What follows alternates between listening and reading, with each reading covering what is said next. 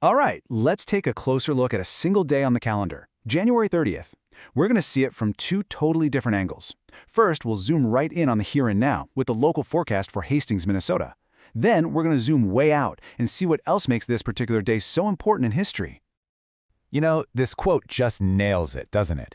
It perfectly captures that specific feeling of a Minnesota winter day, right by the river. You can almost feel that sharp bite in the air. You can picture those gray clouds.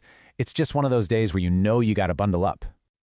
So let's get into the hard numbers for the day. We're looking at a high of only 10 degrees Fahrenheit, and then it's going to drop all the way down to a pretty brutal -4 tonight. If you're an early bird, expect some scattered flurries, and that north wind is going to be what really makes it feel cold. Okay, now this is the number that really matters today.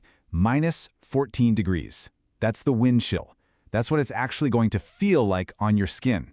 It's such a good reminder that the thermometer doesn't tell the whole story, you know? It's that wind that you've really got to prepare for. So here's the play-by-play for your day. You're going to start off gray and cold, with those little flurries flying around. Then, by mid-morning, the snow's going to stop, but those clouds are going to stick around for a while. But hey, there's good news for the afternoon. The sky should finally start to clear up, right as we hit that high of 10 degrees. And then, once the sun goes down, get ready for that temperature to really take a nosedive under those clear skies. All right, so we've got the numbers, we've got the timeline, but what does all of this actually mean for your day there in Hastings? How do you take this info and actually use it? Well, it's really all about the prep. The number one takeaway is to dress for that wind chill. I'm talking the real winter coat, the hat, the gloves, the whole shebang. No cutting corners today. If you're out around sunrise, yep, you might see a few snowflakes, and this is super important. If you have to be outside for any real length of time, you've got to plan for breaks to get inside and warm up. Seriously. And here's a little local wisdom for you, which I just love. It's so true, right? It's a fun reminder that, yeah, it's cold, but if you can handle it with a smile, you've kind of earned your stripes. It's like a badge of honor for being a true Minnesotan. Okay, so now let's pull the camera way back from the local weather in Hastings. Because it turns out that while today might just feel like another cold Friday, the date, January 30th, is actually a pretty big deal in history, both right here at home and all around the world. Just think about this. On this one day in history, we've got a critical moment for America's library, a huge environmental step forward right here in Minnesota, and a concert that literally changed music forever. Let's dig into each of these. Let's start right in our own backyard. On this day, back in 1963, State Senator Gordon Rosemeyer introduced this really forward-thinking bill to protect Minnesota's groundwater. This was a huge deal at the time, and a really important early move in the state's long history of caring for the environment.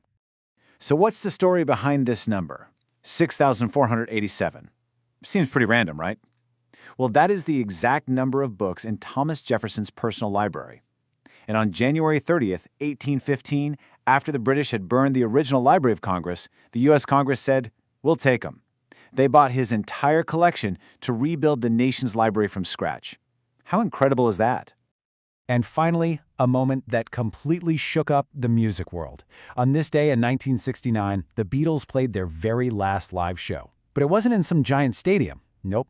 It was a total surprise on a windy rooftop in London. It was spontaneous, it was legendary, and it was the perfect farewell from one of the greatest bands of all time. So it's just wild to think about, isn't it? One single day can hold everything from the simple chill on the streets of Hastings, to the rebirth of a national institution, to the final song of a musical revolution.